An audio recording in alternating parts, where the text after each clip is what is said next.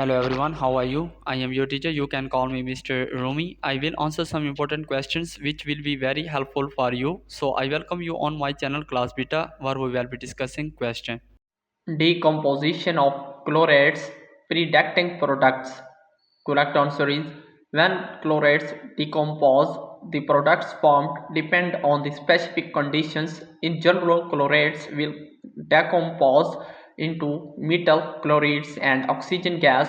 For example, sodium chlorate NaClO3 can decompose into sodium chloride NaCl and oxygen gas O2. Potassium chlorate KClO3 can decompose into potassium chloride KCl and oxygen gas O2.